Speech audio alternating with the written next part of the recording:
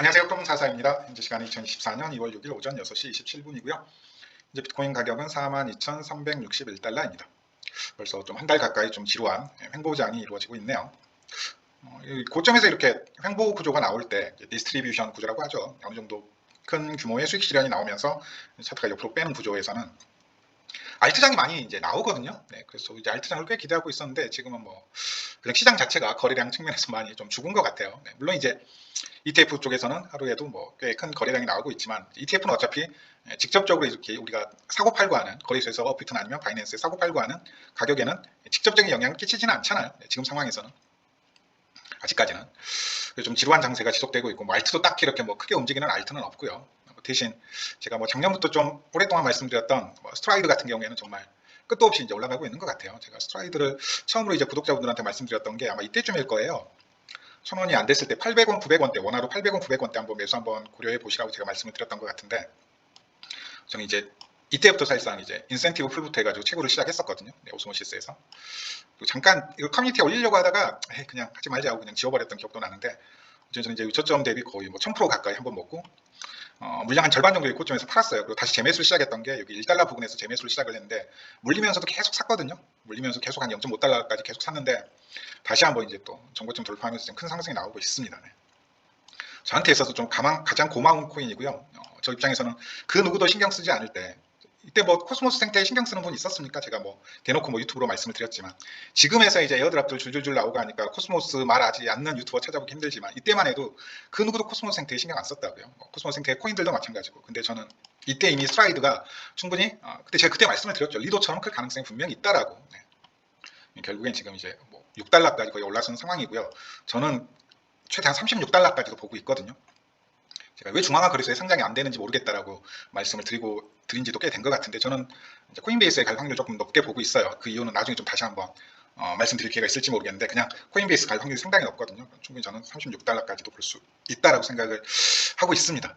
36달러까지. 그러면 뭐 저점 대비로는 거의 한 2만 % 가까이 충분히 수익률도 기대해 볼 수 있지 않을까라는 생각을 하고 있고요. 그 다음에 제가 매직도 이것도 작년부터 꽤 여러 번 말씀드렸던 코인이죠. 매직. 저도 이때 사가지고 아직도 홀딩 중이거든요. 이때 차트가 너무 좋다. 여기 밟고 올라서는 테스트 받고 올라서는 모양이 너무 좋다라고 꽤 여러 번 말씀드렸던 것 같은데, 작년에 이미 뭐 꽤 많이 올랐죠. 그리고 말트들이 지금 좀 뭐 메가리를 못 치고 있는데, 수위하고 체인링크 정도 빼고는 큰 맥을 못 치고 있는데 뭐 쭉쭉 올라줘가지고 되게 고마운 코인이죠. 제 입장에서는. 알트들 조금 마이너스 분을 그래도 얘네들이 조금 상쇄시켜 주니까 뭐 계속 존버할 수 있는 거죠. 계속 존버할 수 있는 거죠. 안 팔고 저점에서 잡은 코인들은 괜찮은 것 같아요. 무슨 뭐 다른 호재가 있는지는 모르겠지만, 제가 알고 있는 매직코인 호재는 자체 레이어 2 지금 이더리움 기반이거든요. 얘도 이제 게임하고 약간 연관되어 있는 코인인데, 자체 레이어 2 출시한다라는 이제 호재가 제가 마지막으로 접했던 호재 뉴스였던 것 같은데, 얘 같은 경우에 최근에 이제 ENS 같은 경우가 비탈릭이 한번 언급해 주니까 크게 갔던 코인인데, 매직도 이거 처음에 이제 나왔을 때 비탈릭이 꽤나 관심 갔던 프로젝트 중에 하나거든요. 이더리움 기반. 근데 좀 되게 잘 가고 있는 것 같아요. 20주 EMA 깨기 전까지는 뭐 팔 이유가 없고 20주 EMA 타고 계속 올라갈 것 같아요. 20주 EMA 터치하게 되면 오히려 추매를 해야 될 코인 중에 하나죠. 그래서 뭐 이런 애들 덕에 그래도 뭐 알트 좀 하락분들 다 그냥 충당시키면서 계속 버티고 있는 상황이고요. 뭐 피트 차트야 거의 한 달 내내 되게 재미가 없죠. 그래서 제가 말씀드렸던 아래로는 40K, 위로는 48K, 그 중간 라인인 44K가 되게 저항이 될 거라고 했고, 한 달 동안 44K의 저항을 받고 있죠. 이 아랫단에서 머무르고 있다는 건 이제 추가 조정의 가능성을 조금 염두에 둬야죠. 44K를 뚫고 요 위에서 머무르게 되면 추가 상승의 가능성을 염두에 두시라고 제가 뭐 계속해서 같은 얘기 조금 말씀을 드리고 있죠. 차트가 이제 여기에서 머무르느냐, 이제 추가 하락의 가능성을, 만약에 이게 위에서 머물게 되면 이제 추가 상승의 가능성을 조금 크게 보는 게 분명히 맞다라고 말씀 조금 드리고 있고요.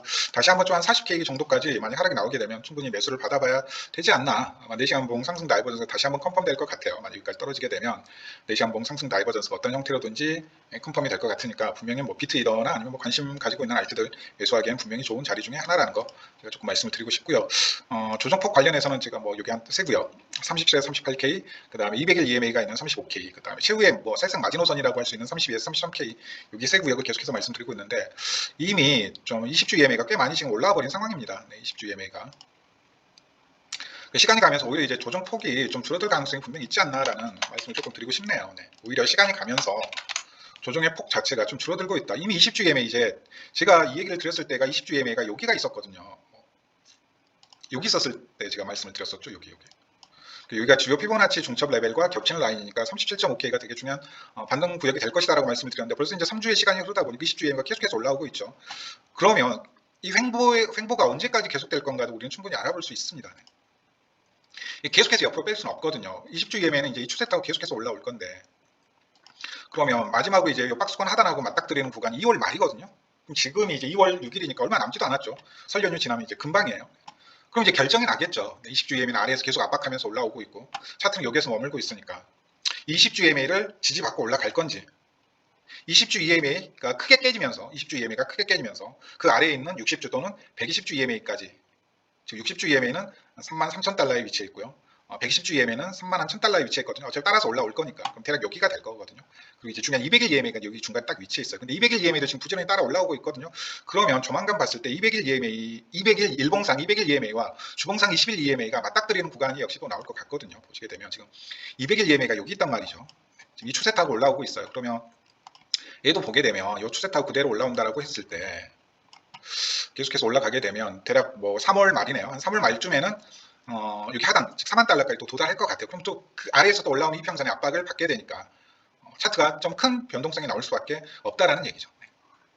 쉽게 말씀드리면 이평선 구조로만 보시게 되면 일봉상 지금 차트는 21선하고 하단에는 121선 혹은 101선 사이에서 왔다 갔다 하고 있다고 생각을 하시면 되겠죠. 그리고 지난 1월 27일 날 21선을 간만에 일봉상 돌파하고 거기가 지지 라인이었는데 거의 한 뭐 일주일 넘는 기간 동안 지지 라인이었는데 오늘 일봉 마감 잘하면 21선 깨고 마감할 가능성이 조금 남아 있죠. 하단까지의 하락은 좀 충분히 바라볼 수도 있고요. 아직 근데 일봉 마감까지 시간이 좀 남았으니까 지켜보시면 될 것 같고요. 근데 일봉상의 이평선은 신뢰성이 많이 떨어집니다. 워낙 깨고 다시 올리고 구조가 많이 나오다 보니까 저는 일봉상의 이평선은 잘 참고 안 하고요. 일봉상의 이평선은 딱 200일선 정도만 참고하시면 될 것 같아요. 대신 이제 주봉을 보셔야겠죠. 주봉, 월봉 21선하고. 근데 주봉 21선이 계속해서 아래에서 이제 압박하면서 올라오고 있다 보니까 결국엔 2월 말 또는 3월 초에 위로 상방을 고개를 돌릴지 혹은 하방으로 다시 한번 내려앉을지에 대한 결정이 나오지 않을까. 2월 말 또는 3월 초에. 네. 그럼 그 전까지는 차트 계속해서 옆으로 좀 빼는 구조가 나올 것 같고요. 보통 이렇게 고점에서 특정한 구역을 만든 다음에 옆으로 이렇게 빼는 구조가 나왔을 때 거의 예외 없이 알트 불장이 나왔거든요. 네. 근데 지금은 특이하게 알트 불장도 안 나오고 있다 이 말이죠. 물론 이렇게 뭐 몇 개 이렇게 가는 코인들 있긴 하지만 그래서 저는 좀 이제 알트 불장이 나오지 않는 구조가 조금 의아합니다. 그럼 이제 그걸 생각을 해봤을 때 보통 이렇게 고점에서 횡보하는 구간에서 분명히 알트 불장이 나오거든요. 미니 알트 불장이라도 나오는 경우가 많은데 그러면 여기가 디스트리뷰션 구조가 아니라 오히려 세력들의 비트코인 재축적 구조인가라는 의심을 조금 해볼 수 있는 부분도 분명히 있다라는 겁니다.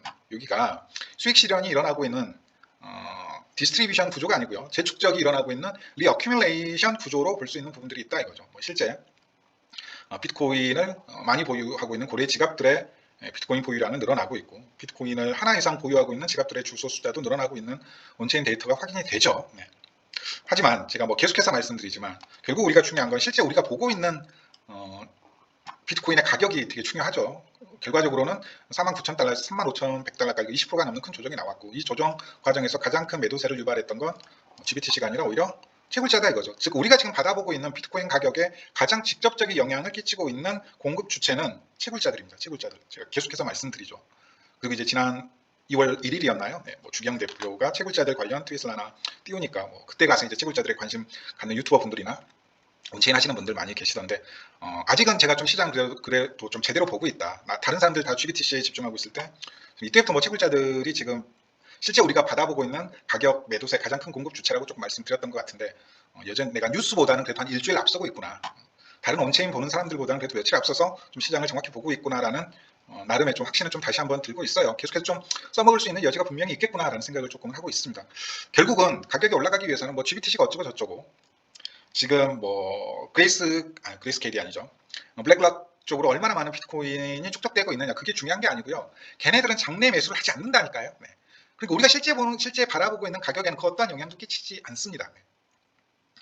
대부분 OTC 거래로 만약에 그 정도 물량이 장내에서 매수가 되었다 그러면 비트코인 가격 여기 안 있습니다. 네. 여기 안 있다고요. 근데 장내 매수가 아니고 장외 매수가 되고 있는 상황이거든요. 네.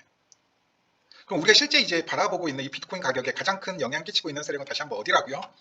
블랙록도 아니고 GBTC가 팔아제끼는 물량도 아니고요. 채굴자들이라고, 채굴자들. 그럼 채굴자들이 더 이상 던질 물량이 소진되고 던질 물량이 줄어들게 되면 가격은 올라가는 겁니다. 네. 그럼 지금 상황은 어떻느냐? 저번 달 말부터 이번 주 초까지 해서 그 역대급 채굴자들의 매도 압박이 쏟아진 건 맞고요. 그리고 그건 비트코인 반감기를 앞두고 채굴자들도 일종의 이제 치킨 게임이라는 얘기죠. 네. 당연히 채굴 단가가 올라가면 더 이상 채산성을 유지 못하는 채굴업자들은 이 시장에서 발을 뺄 거라고요. 자기가 가지고 있는 채굴기부터 해가지고 그 인프라 자체를 대형 채굴업자들한테 어느 정도 자본금도 있고 투자 여력도 있는, 투자금을 모집할 수 있는 여력이 있는 걔네들한테 넘기겠죠. 네. 해시레이트가 특정 채굴업자들한테 집중화되는 경향이 생긴단 말이죠. 네. 그리고 이제 반감기 지나고 나면 새롭게 좀 자본력과 나름의 기술력을 갖추고 있는 새로운 해시레이트 파워를 가져갈 수 있는 새로운 이제 새롭게 진입하는 채굴 세력들이 또 나오게 되는 거고요. 그 과정에서 또 서로 이제 싸움을 하는 거죠. 지분 싸움을. 더 많은 해시 파워를 가져가기 위해서. 이제 그게 이제 선순환 구조로 일어나면서 이른바 비트코인 네트워크의 안정성이 올라가게 되는 거거든요. 네.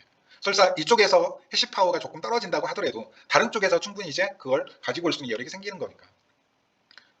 결국 지금의 비트코인 가격은 비트코인 네트워크가 가지고 있는 보안성과 안정성 때문이거든요. 그리고 그 비트코인 네트워크가 가지고 있는 보안성과 안정성의 가장 큰 핵심은 탈중앙화고요. 네, 탈중앙화. 특정 업체가 특정 지역에서 특정 국가에서 해시파워를 다 가지고 간다는 건 이 시장의 가장 큰 리스크 중에 하나죠. 네, 그런 관점에서 보게 되면 중국 쪽에서 거의 해시파워의 50% 이상을 가지고 갔던 과거에 비해 지금은 거의 전 세계 글로벌적으로 다 분산되어져 있고요. 비트코인의 보안성과 안정성은 더 강화된 측면이 분명히 있다는 겁니다. 좀 그 부분도 조금 항상 생각을 해두시고, 비트코인 가격의 비트코인이 무슨 본질적인 내적 가치가 있냐라고 반문하시는 분들 많죠. 네. 뭐 데이터 쪼가리가 무슨 내적, 비트코인이 가지고 있는 가장 큰 내적 가치는 비트코인 네트워크의 보안성과 안정성입니다. 그 어떤 해킹 공격에도 뚫리지 않는다라는. 설사 하나의 중앙화된 데이터베이스가 파괴가 되더라도 그게 뭐 전쟁이든 아니면 화재가 나든, 뭐 카카오 같은 경우에는 서버가 중앙화되어 있다 보니까 하나가 날아가 버리면 어떻게 되나요? 그냥 카카오톡 서비스 자체가 목통이 돼버리죠. 네. 그거 자체도 자기가 직접 운영하는 데이터 센터, 중앙 서버가 아니고 대부분 또 대여해서 뭐 IBM의 가장 큰 수익이 그거잖아요, 실은. 네, 컴퓨터 팔아서가 아니라 데이터 서버 운영하면서. 그리고 이제 비트코인, 알트코인 프로젝트 중에서도 이제 그걸 탈중앙화시켜서 안정성을 확보하겠다. 데핀하고도 조금 연결되는데 그런 프로젝트들도 좀 있고요. 네. 즉 탈중앙화라는 부분이 이제 예전에는 집중화되어져 있어야 안정적이다라는 생각이 지배적인 생각이었다면 이제 오히려 중앙화되어 있는 것보다 탈중앙화되어 있는 게 훨씬 더 많은 안정성을 확보할 수 있다, 효율성을 확보할 수 있다라고 보는 게 뭐 거의 시대적인 정신이 돼버렸죠. 네. 잠깐 또 이상한 얘기로 빠졌는데 뭔 얘기가 채굴자들. 결국 지금은 제일 중요한 게 채굴자들의 움직임입니다. 저번 주, 저저번 주, 뭐 1월 중순부터 일어났던, 구체적으로 이때부터인데 1월 초부터네요. 1월 초부터 일어났던 계속된 채굴자들의 매도 압박이 나오게 되면 시장 가격은 떨어질 거고요. GBTC의 환매 물량은 시장 가격에 그 어떠한 영향도 끼치지 않고 있습니다. 바꿔 말하면 블랙록이 시장에서 얼마만큼의 비트코인을 자기 커스터디에 집어넣고 판매를 하든 시장, 우리가 지금 보고 있는 비트코인 가격에는 그 어떠한 영향을 끼치지 않는다고요. 네. 물론 나중에는 직접적으로 시장에 직접적으로 말 그대로 시장가로 비트를 긁어 올림으로써 매수를 하겠지만 나중에는 그걸 시장가로 매도함으로써 가격 하락이 유발되겠지만 지금 당장 보면 오히려 채굴자들이 어떠한 태도를 취하고 있느냐가 가장 중요하고, 특히나 비트코인 반감기를 앞둔 시장에서는 더욱더 중요할 수밖에 없고요. 지난 한 달 이상 동안의 매도 압박은 상상 이상으로 좀 심했고 확실히 치킨 게임에서 패배한 채굴업자들이 많이 집어 던지고 있다. 근데 지금은 어떻느냐, 이번 주 어제 오늘 해가지고 매도 압박이 상당 부분 좀 줄어들었습니다. 좀 그 부분 언급드리고 싶네요. 계속 이번 주 내내 지속될지는 조금 지켜봐야겠지만 NAD도 주말에는 또 잘 안 팔거든요. 채굴자들 가만 보면 주말에는 또 안 팔아요. 주중 월요일 땡 시작하면 이제 팔기 시작하는데 어젯밤에는 상대적으로 지난주 혹은 지지난주보다는 조금 채굴자들의 매도 압박이 상당 부분 덜한 게 지금 관찰이 되고 있습니다. 네. 그 말은 즉슨 지금 뭐 거의 대부분의 이제 차트충들은, 저도 차트충이긴 합니다. 비하는 발언이 아니고 저도 차트충이에요. 네. 거의 대부분 다 이걸 지금 이 그림을 보고 있잖아요. 네. 다 이걸 보고 있다고요. 지금 ABC 조정을 보고 있다고요. 네. 하나같이들 다 거의 대부분. 과연 이게 ABC 조정이 나올 건가? 2019년에 다시 한번 재탕이 될 건가? 라는 부분은 조금 다시 한번 생각해 볼 여지가 있다는 거죠. 보통 이제 1대1로 많이 떨어지면서 ABCD 패턴을 많이 완성들을 하니까. 네. 다 535를 지금 보고 있잖아요. 535 나올 것이다, 535 지그재그가 나올 것이다라고.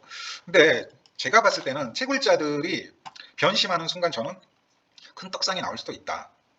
바꿔 말하면 직접적으로 지금 비트코인 현물 ETF를 통과된 미국 쪽 기관들이 시장 가격에 개입을 하고 있지 않는 상황에서 채굴자들의 매도 압박이 계속될 경우에는 좀 큰 하락이 나올 수 있다 이거죠. 과거 반감기 사이클처럼. 특히 2019년은 전체 상승분의 0.5 되돌림이 나왔고 결국 120주 EMA를 지지받고 올라갔다라고 말씀을 드렸습니다. 그건 꼭 기억을 하고 계셔야 돼요. 네. 이번에는 다를 것이다. 이번에는 다를 것이다 했지만 결국 0.786 되돌림 레벨 나왔고 지금 조정이 나오고 있잖아요. 네. 결론, 다시 또 지금 뭐 한 3주째 또 말씀드리고 있는데 채굴자들의 어떠한 행태를 보이느냐에 따라서 저희가 지금 바라보고 있는 비트코인의 가격은 결정될 것이다 라는 부분을 조금 말씀드리고 싶습니다.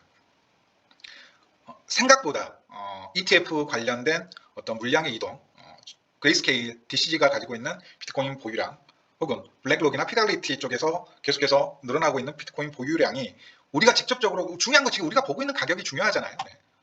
뭐 걔네들이 얼마를 던지고 얼마를 사고 그게 중요한 게 아니고 정작 중요한 건 뭔가 우리가 지금 보고 있는 가격이라고요. 네, 보고 있는 가격. 그건 미래에 내재되어져 있는 가격을 반영하는 거고. 네. 어쨌든 저는 우상향을 할 거라는 건 그건 뭐 자명하다라고 보고 있고요. 네, 저는 5년 내에 비트코인은 최소 5억이 갈 거라고 보고 있습니다. 네.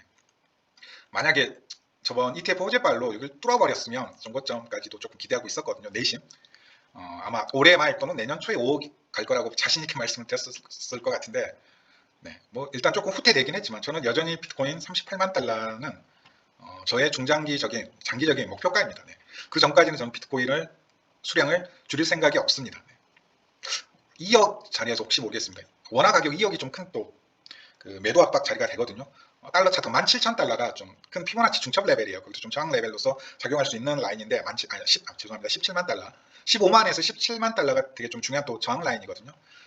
모르겠습니다. 그 자리에서 한 절반이나 25% 정도 털지는 모르겠지만 어쨌든 저는 38만 달러까지는 어쨌든 저는 비트코인은 좀 지금의 물량 자체를 끌고 가볼 생각입니다. 이더리움도 뭐 마찬가지고요. 뭐 알트코인이나 중간에 사고 팔고 열심히 하겠지만 비트 이더는 저는 그때까지 어쨌든 끌고 가볼 생각이거든요. 그래서 다시 또 뭐 가격 계속 옆으로만 빠지고 있어서 말씀드릴 내용이 별로 없긴 한데 어쨌든 채굴자들 움직임을 조금 주시해서 봐야 되지 않을까라는 말씀을 조금 계속해서 드리고 싶네요. 네. 오늘 방송은 여기까지고요. 네, 뭐 알트코인들 그래도 그 와중에서도 좀 잘 가는 알트코인들은 계속해서 조금 단타라도 조금 하셔야 되지 않을까. 시범봉으로 하시면 제일 좋을 것 같아요. 네, 시범봉으로 하시면 되게 좋을 것 같고 저는 아까 새벽에 여기에서 매수를 조금 받았거든요. 네, 근데 가격 변동성이 워낙 없다 보니까 양봉 떴을 때 매수를 조금 받아놨어요. 지금 네, 선물 들어갔습니다. 선물. 네, 이런 횡보 구간에 선물하시는 것도 나쁘지 않거든요. 네, 선물하지 마세요. 그냥 하지 마세요. 선물하지 마세요. 제가 말 혼나왔네요. 네. 뭐 이런 자리는 괜찮은 매수 자리인 것 같아요. 네, 손절이 짧으니까 뭐 직전 저점인 여기 정도로 손절 잡으면 되거든요. 손절이 짧으니까. 네. 그리고 이제 변동성이 워낙 없다 보니까 저 같은 경우 레버리지를 조금 들어간 상황이에요. 네. 선물하지 마세요. 네. 하지 마세요. 오늘 방송 여기까지입니다. 네, 감사합니다.